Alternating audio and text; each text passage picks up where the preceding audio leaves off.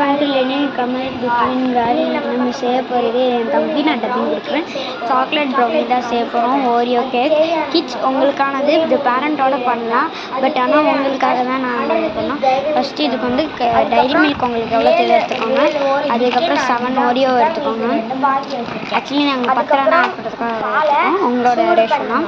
இப்போ வந்து ஃபஸ்ட்டு என்ன பண்ண போகிறோம்னா, இந்த இதை மெல்ட் பண்ணி வச்சுக்கோங்க. அப்புறம் காய்ச்சின பால் எடுத்துக்கோங்க. இப்போ நம்ம வந்து இதை வந்து உடைக்கணும். இப்போது பிஸ்கட்லாம் பிரித்து போட்டுட்டு உடைப்போம். இப்போ வந்து பார்த்திங்கன்னா பிரித்தாச்சு. இப்போ பார்த்திங்கன்னா எல்லாமே தனித்தனியாக எடுப்போம். இப்போ வந்து பார்த்திங்கன்னா எல்லாமே தனித்தனியாக எடுத்துகிட்ருக்கோம். அதுக்கப்புறம் வந்து இந்த மாதிரி எடுத்து வச்சுட்ருக்கோம். இப்போ வந்து எடுத்துகிட்ருக்கோம்.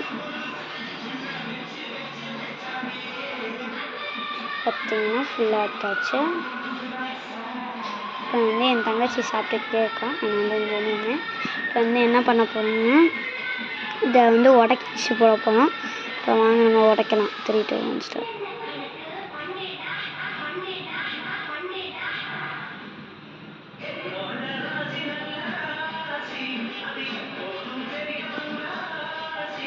பார்த்தீங்கன்னா இது ஃபுல்லும் உடச்சி எடுத்தாச்சு. இப்போ நம்ம நெக்ஸ்ட்டு என்ன பண்ண போகிறோம்னு பார்த்தீங்கன்னா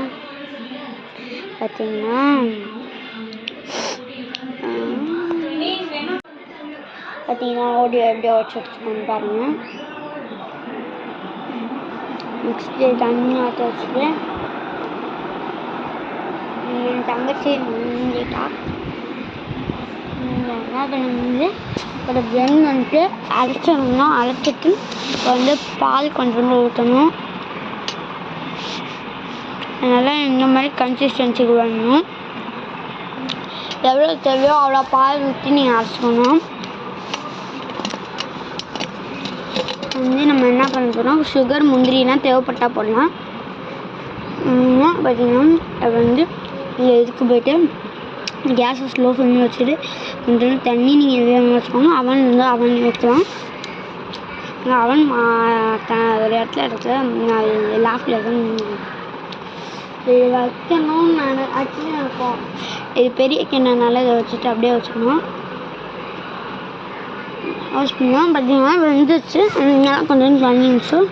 பார்த்திங்கன்னா எப்படி வெந்திருக்குன்னு பாருங்கள். வந்து பார்த்திங்கன்னா நம்ம சாக்லேட் ப்ரௌனி ரெடி ஆகிடுச்சு.